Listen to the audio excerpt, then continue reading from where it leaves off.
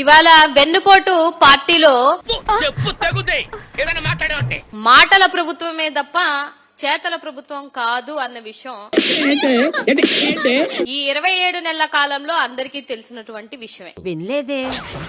హోంమంత్రి అనిత గారు ఎలక్షన్ కి ముందు గంజాయి మీద ఉక్కుపాదం మోపుతాము అని చెప్పారు.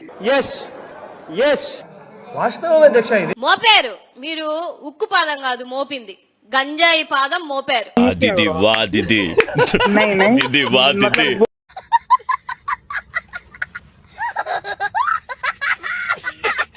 ఎంత దారుణమైనటువంటి పరిస్థితి అంటే పోలీసులు ఉన్నటువంటి వెహికల్ లో కూడా గంజాయి దొరుకుతుంది. అది ఫేక్.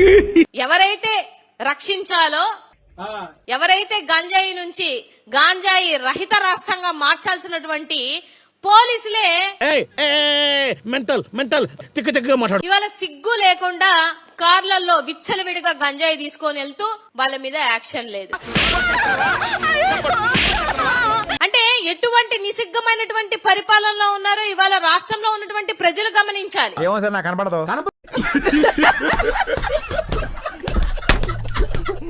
అంటే జగన్మోహన్ రెడ్డి గారిని తిట్టడానికి, జగన్మోహన్ రెడ్డి గారి మీద ప్రెస్ మీట్లు పెట్టడానికి అంటే పొలోమని వస్తావు కదా. నోటికి ఏదొస్తే అది ఎంత మాట అంటే అంత మాట మాట్లాడతావు కదా. మరి ఇవాళ నీ గొంతు లేవట్లేదేంటి?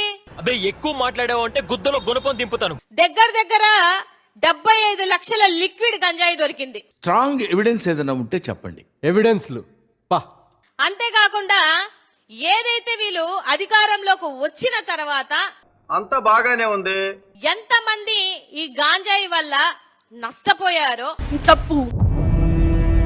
ఇది తప్పు.